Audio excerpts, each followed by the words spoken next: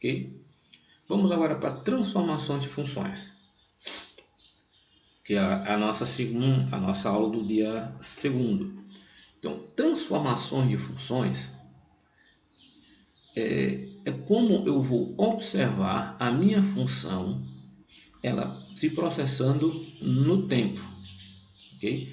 O efeito do domínio sobre a imagem de uma determinada função.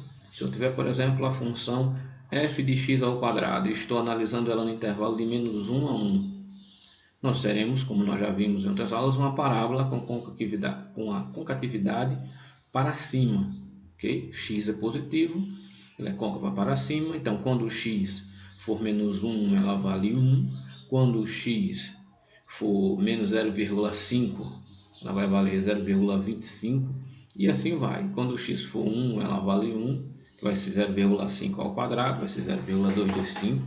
Então, teremos os nossos resultados. Até quando o x for 0, ela vale 0 e depois ela começa a crescer em ambos os lados. Então, o que acontece se dessas transformações, né, for dado um deslocamento, um alongamento ou uma reflexão? O que é o deslocamento? É colocar a x se movimentando. Nesse caso, eu estou fazendo um deslocamento no eixo vertical, no eixo em y. Esse deslocamento no eixo em y, eu coloco a minha parábola, a minha função para cima ou para baixo do eixo em y.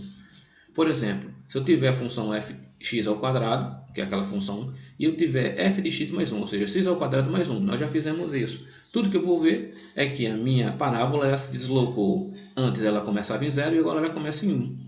E se eu fizer f de -1, a minha parábola que começava em 0, agora começa em -1. Porque naquela minha parábola x ao quadrado, na verdade eu poderia escrever ela como x ao quadrado mais ou menos 0. O 0 não faz diferença, ele vai começar em 0. Mas agora eu estou com mais ou menos 1. Podia ser mais ou menos 2. Se fosse mais ou menos 2, ela começaria em 2. Porque quando f fosse 0, quando x fosse 0, a minha função valeria 2. Okay? Então não é difícil. Apenas vai se movimentar de acordo com o valor que eu vou somar ou subtrair da minha função. No caso do alongamento de uma função, o que é que eu vou fazer? Eu vou deixar essa concatividade ou mais aberta ou mais fechada. Então, se eu multiplicar por 2x, veja, eu tenho minha função x ao quadrado que está em azul. Se eu multiplico por 2x, eu faço com que isso aqui fique mais fechado. Ela não alonga, ela aperta mais a concatividade. Agora, se eu multiplicar por meio, né, ou se eu dividir x ao quadrado por 2, eu vou deixar ela mais alongada. Então é muito fácil de fazer. Pegue a função, multiplique e tente plotar os gráficos.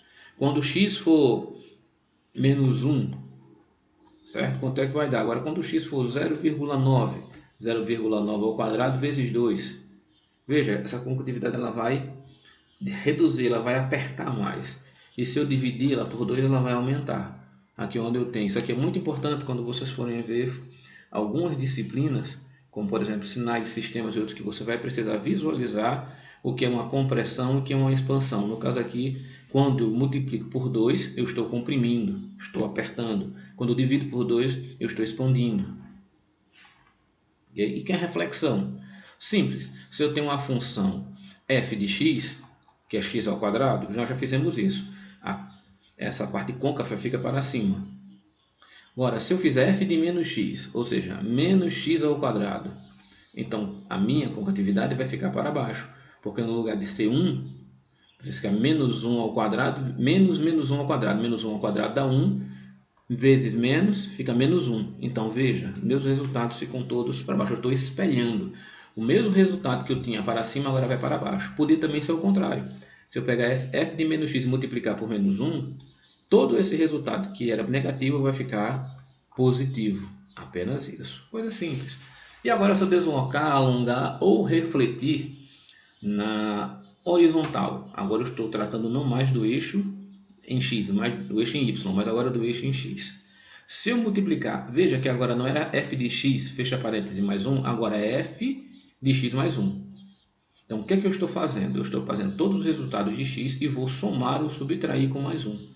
Nesse caso, eu vou mover a minha reta, vou mover esta função do ponto 0 para o ponto -1. ou o ponto mais 1. Eu estou deslocando a minha função no eixo em x, ok?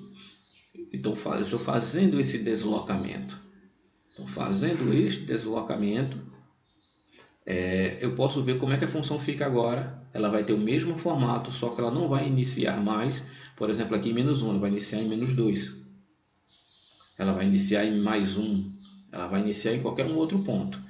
Ela não vai se deslocar no eixo em y, vai se deslocar no eixo em x. No caso do alongamento, vou perceber a mesma coisa. Eu tinha x ao quadrado no domínio de menos 1 a 1, ok? Azul. E agora, se eu tiver 2x ao quadrado no vermelho, veja, eu estou contraindo ainda mais, eu estou apertando ainda mais minha função. E se eu dividir, eu estou abrindo mais, estou alongando mais a minha função. Eu estou ou expandindo ou contraindo a minha função. No caso da reflexão, ou se você tiver a função de um lado, certo?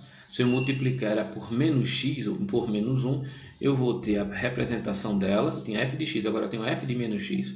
Eu terei os mesmos resultados, só com o sinal trocado. Então eu verei, se eu dividir em quadrantes, este aqui for o meu primeiro quadrante, aqui for o meu segundo quadrante, aqui eu teria o terceiro e o quarto quadrante, tudo que eu ver no primeiro quadrante estará agora no segundo quadrante. E se eu estiver no terceiro quadrante, eu verei no quarto quadrante. Então é interessante ver isso. Quando eu faço essa operação, ou reflexão, eu vou tirar do primeiro quadrante para o segundo, ok? E se estiver no segundo, eu passo para o primeiro. É bem tranquilo. Temos outras coisas, que é a parte de combinação de funções, onde você pode pegar, por exemplo, a função 2f de x mais 1, onde eu tenho um deslocamento, ok? Tem um deslocamento da minha função e tenho uma compressão da minha função. Então, como é que isso é feito? Primeiro, veja, ele primeiro aqui, 2, se ele pegar, dada uma determinada função, em que f de x é definida por f de x ao quadrado com domínio de menos 1 a 1, tranquilo. Então, o que é que primeiro ele está fazendo? Primeiro aqui ele vai contrair, ele primeiro fez a contração da função, ou seja, ele estava com a função f de x e ele foi e apertou um pouquinho a função, porque ele fez 2x, 2f de x, 2f de x, eu comprimi a minha função. Depois ele vai e espelhou a função, tá vendo? Ele espelhou a função. E depois ele fez a operação entre elas, está aqui, ó, o grafo de f de x azul, 2f de x vermelho, menos 2f de x, tá vendo?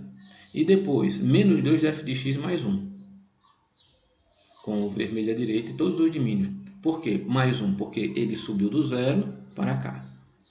Então, primeiro, o que foi que ele fez? Ele comprimiu, ok? Primeiro ele comprimiu. Depois, ele jogou o espelhamento. E depois ele deslocou. Veja o sentido do que ele fez as coisas. Se você fizer com a sequência diferente, o resultado também vai dar diferente. Se você deslocar primeiro, depois comprimir, depois espelhar, o resultado será outro. Ok? Por exemplo, se ele quer, defina a função h por menos 2x mais 1, tá vendo? Menos 2 vezes f de x mais 1. Então, o que é que ele fez primeiro? Aqui eu tinha essa função e ele foi deslocou a função. Porque é o que ele está pedindo aqui, ó, f de x mais 1. Primeiro ele deslocou. Primeiro eu vou... Lembra daquela propriedade? Eu faço primeiro o que está dentro da função, o que está dentro do parêntese. O que é que está dentro do parêntese? Desloca. Deslocou em y. Depois, tá vendo? Deslocou. F de x mais 1. Depois ele vai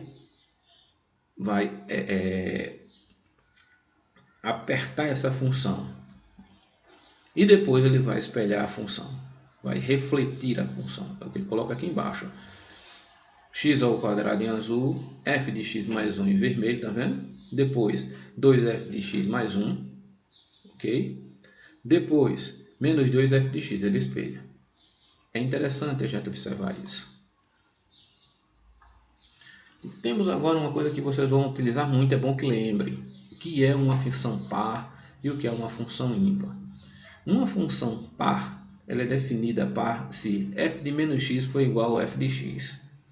Por exemplo, ele coloca aqui, um exemplo de função par é uma função módulo. Veja, numa função par, tudo que tiver no primeiro quadrante, ele será colocado, vai ser refletido igualmente no segundo parâmetro. Então aqui, quadrante. Então isso aqui é uma função par. Uma função x ao quadrado, por exemplo, nós vimos que os valores que eu tinha entre menos negativo a zero, eu tinha a mesma coisa, só que com o sinal invertido no eixo em x, entre 0 e mais positivo, e o positivo. Então, se eu tiver de menos 1 a 0, eu terei uma parábola, metade de uma parábola. Se eu for de 0 a 1, eu terei a mesma parábola refletida. Mesma coisa se eu olhar de 1 para 0, do quadrante 1 para o quadrante 2. Então, veja os valores que eu vou ter aqui no primeiro quadrante, eles estão refletidos no segundo quadrante. Isso aqui é uma função par.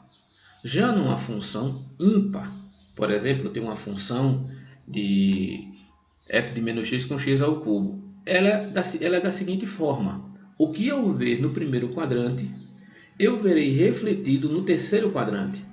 Na função par, o que eu ver no primeiro, eu vejo no segundo. E o que eu ver no terceiro, eu vejo no quarto. Na função ímpar, o que eu ver no primeiro quadrante, eu vejo no terceiro. E o que eu ver no segundo quadrante, eu vou ver no quarto. Então, se a função for essa aqui no primeiro quadrante, ela será a mesma função com o sinal invertido no terceiro quadrante. E se eu tiver essa função no segundo quadrante, ela aparecerá no quarto quadrante. Okay? Agora vamos para os exercícios. Entre no Wolfgang Alpha, digite essa função e identifique quem é o eixo x na abscissa e no eixo y da ordenada. Okay? Tente entender o gráfico. O que é from é início. Inicie em meio e vá até 5 meios. Okay? 5,5 dividido por 2 é 12,5, isso é óbvio. E aqui estão os exercícios a partir desse gráfico para você fazer algumas coisas com esse gráfico. Ok? Um deslocamento, alongamento, reflexão, tudo para o melhoramento, para vocês aprimorarem mais esse conhecimento. Agradeço a todos e tenham bons estudos.